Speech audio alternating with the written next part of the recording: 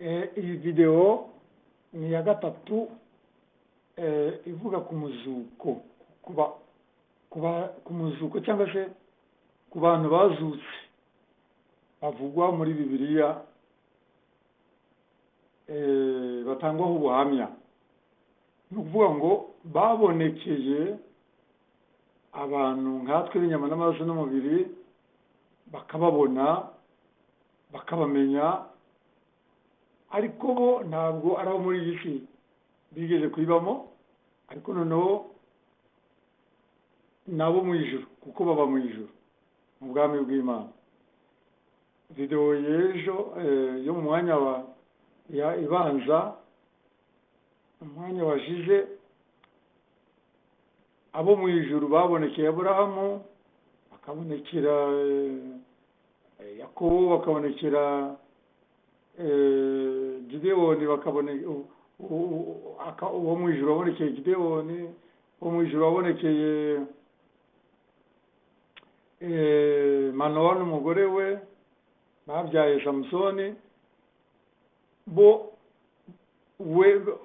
cyangwa se abo babonetse, cyangwa se uwo nguwo wabonetse, ntabwo twari dusanzwe tubazi ko babaye ku isi nabo mu ijuru, ariko basa n'abantu nabo mu ijuru, babana n'Imana Data n'umwana we Yesu Kristo, n'umwana we w'ikinege waje kugera akitwa Yesu Kristo muri iyi si. Ariko Bibiliya itubwira ko bahoranaga iteka ryose. Ni ukuvuga ngo hari abandi rero babayo batabaye hano mu isi, bajya gusa na Yesu, bo mu ijuru iteka ryose. None natwe twagize amahirwe, twahawe umuhamagaro wo muri iyi si, bene Adamu, kugira ngo duhindurwe kugeza ubwo natwe tuzajya kubanayo na Yesu, tujya gusana nawe, dusa nawe. Niko Bibiliya ivuga, Yohana, urwandiko rwa Yohana rwa mbere, igice cya 3 umurongo wa mbere, ngo n'ubu ngubu dusa na Yesu mu mitima imbere, abamwemeye tukamwizera, ariko twambaye inyama n'amaraso n'umubiri ntibigaragara. Ngo hari umunsi tuzagaragara ko tubibone, natwe tumwirebere, tubone turajya gusa turasa nabo, turi nka barumuna be, turi abavandimwe be. Haleluya! Icyo si igitangaza. Ubwo rero ntibirasobanura ko kubagezeyo bavuye mu mubiri bari muri Yesu, bo barabibonye ko basa na Yesu, ko ari abavandimwe be, hari kamvuye ngo barumuna be.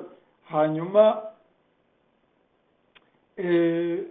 mu isezerano rishya rero, bantu b'Imana, hari ahantu bavuga rwose ko hari abantu babonetse ko ari bazima, baraboneka neza babaga kuri iyi si, baraboneka. Ni muri Matayo igice cya 17 umurongo wa 3, bikongera bikavugwa no muri Mariko igice cya 9 umurongo wa 4, bikongera bikavugwa muri Luka igice cya 29:30 kugeza kuri 30.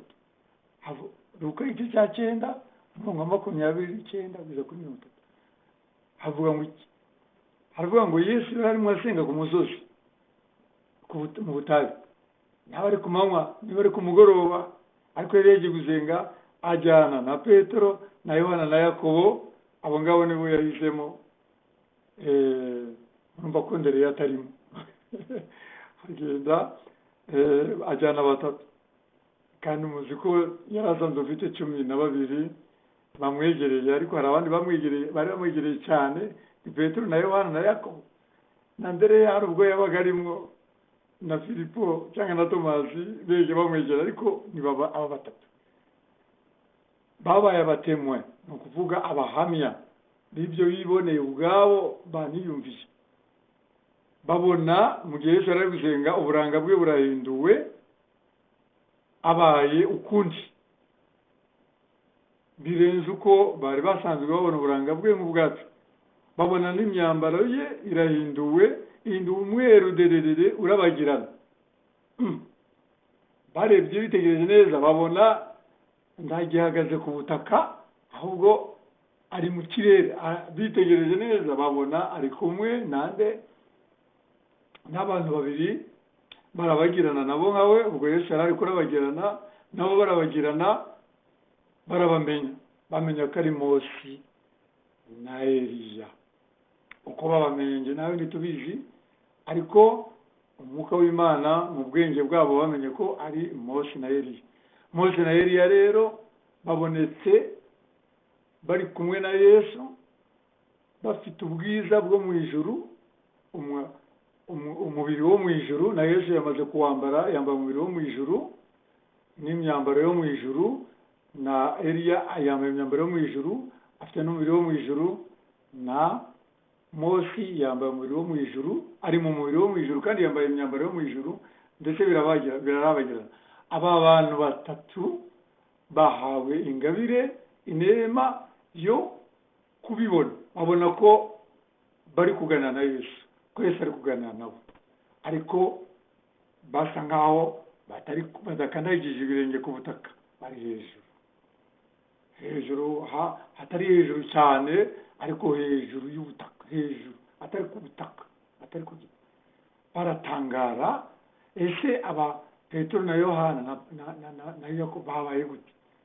Bahinduwe nabo kugira ngo babone abo mu ijuru, bari no kuganira nabo, bahinduwe, bahawe umubiri wo mu ijuru n'imyambaro yo mu ijuru.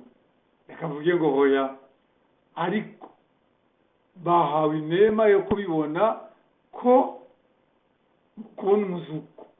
Ni umuzuko rero Mose yarazwi ko yapfuye rwose ku buryo busanzwe, nubwo umuhamya wabihamije cyane cyane ni Yosuwa wari wamuherekeje ubwo yari agiye kurangiza ubuzima bwe ku isi, niwe wamuherekeje, niwe waje atanga ubuhamya. Ubwo rero aragaragaye, ni umuzuke, aragaragajwe kandi afite umubiri ariko wo mu ijuru n'imyambaro yo mu ijuru. Aba bantu batatu nabo abanza bahinduwe, kugeza ubwo ntabwo ari mu nzozi bahinduwe, kugeza ubwo bahindutse neza cyane, kugeza ubwo babona abo mu ijuru.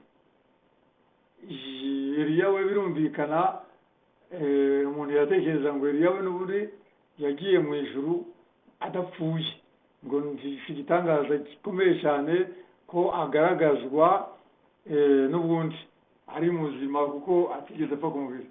Si byo. Iyo umuntu yavuye muri iyi si, uburyo bwose yavuyemo ni gupfa k'umubiri.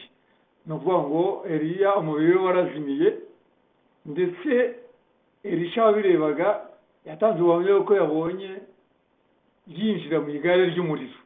None se umuntu w'inyama n'amaraso yakwinjira mu igare ry'umuriro?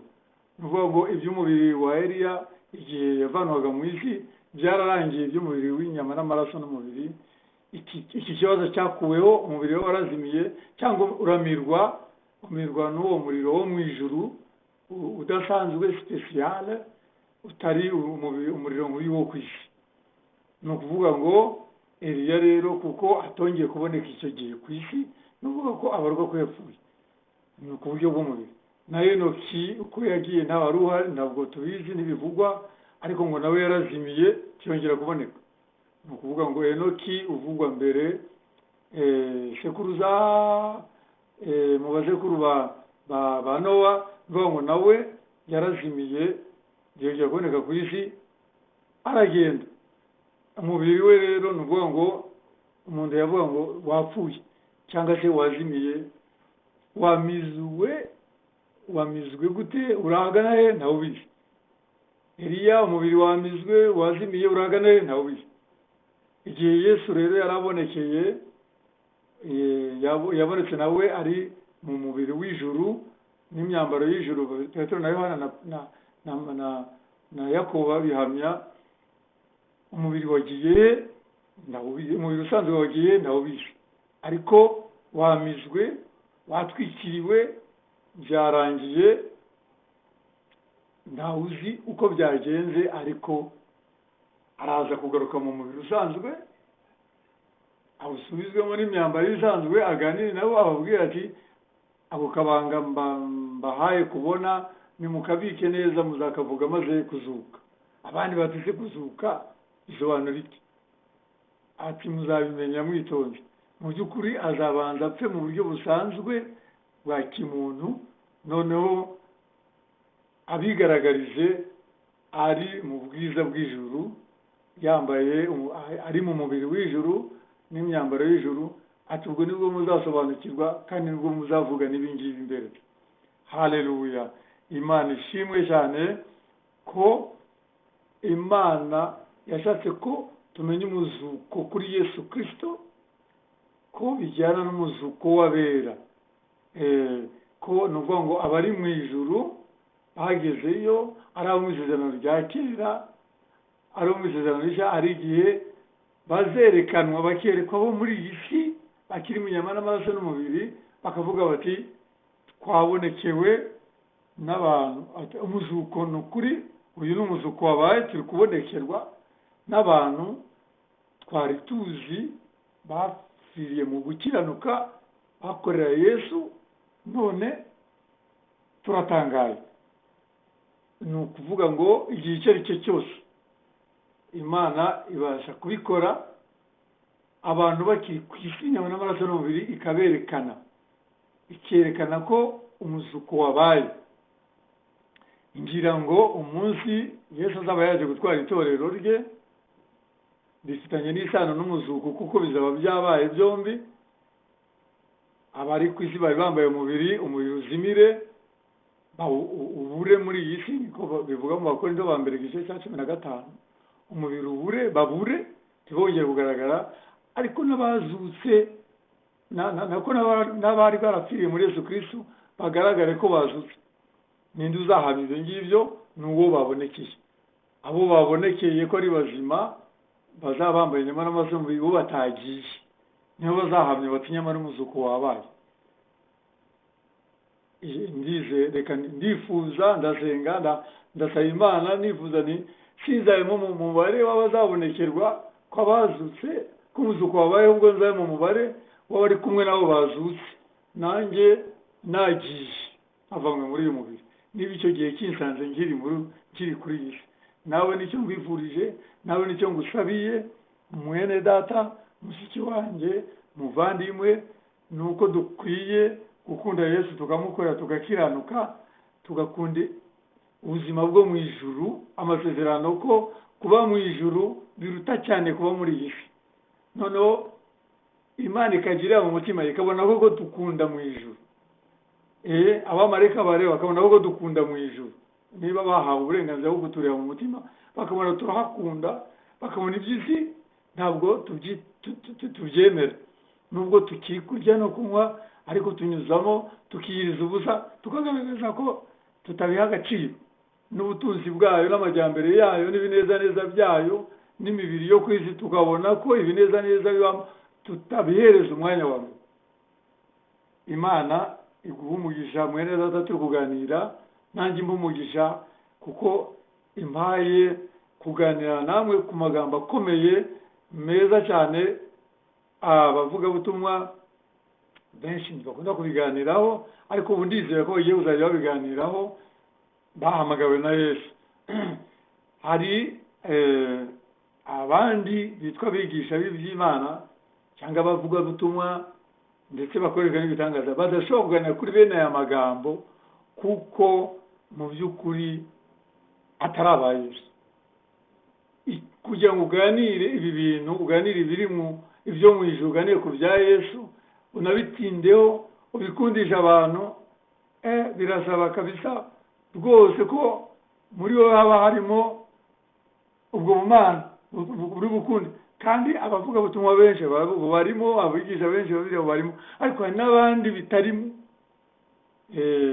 bidashobora no kubamo, kuko abo barazwi bukeya, cyangwa se barazwi cyane. Hari n'abatabazi ariko bitwa ngo bari muri za minisitiri z'ibya Yesu, n'ibyamamare ku isi, ngo mu madini ya gikirisitu, ariko bene ibi ntibashobora kubivugaho, ntibashobora no kubivuga kuko ntibabizi, kuko ntibibarimo. Umuntu avuga ikintu kimurimo,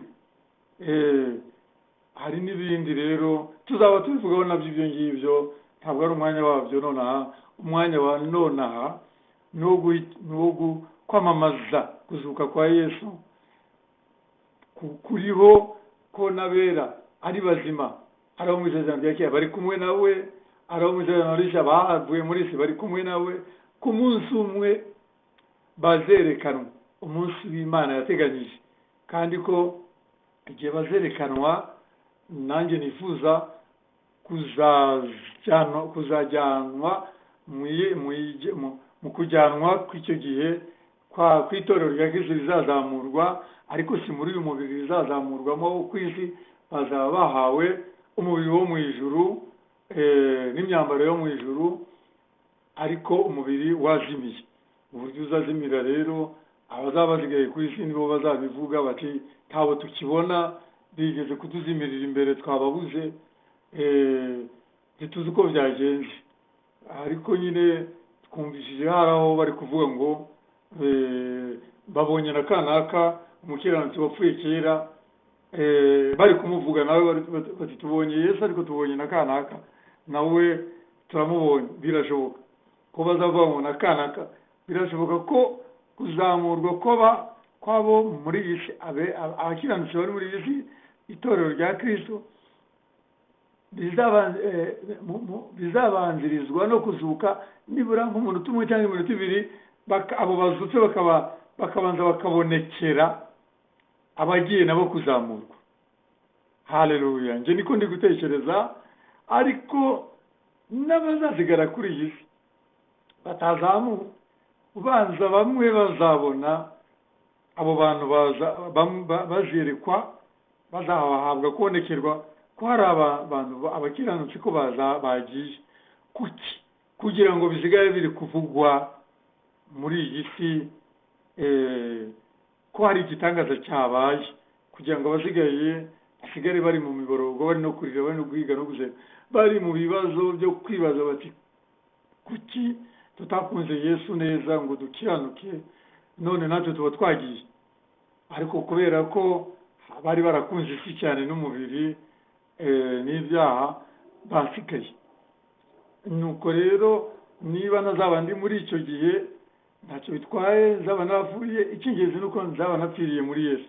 Nawe niba utazaba muri icyo gihe, icy'ingenzi ni uko uzaba warapfiriye muri Yesu, kugira ngo uwo muzuko wabera nuba Yesu nawuzana, natwe wowe nanjye tuzagaragazwe, natwe twazamutse kujya gusangana na Yesu mu bicu.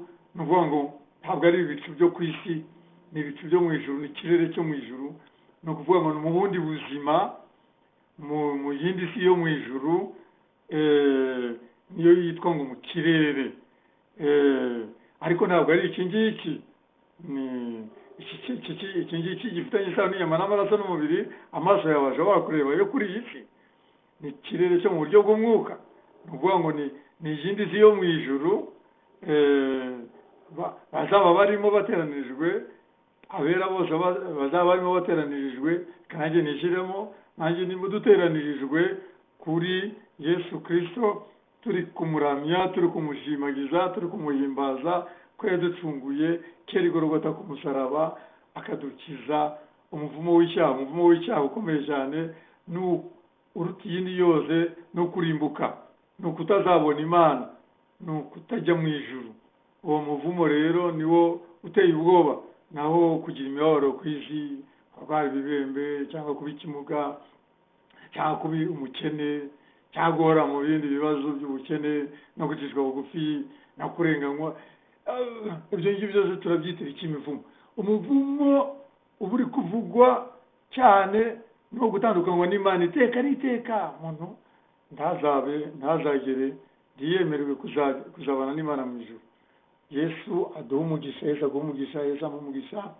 Mwene data, dusangiye aya magambo y'Imana meza cyane, yo kugukura mu kiriyo uterwa n'uko wabuze abawe, kandi bikaba bikikurimo kubera ko ubyibutswa buri gihe.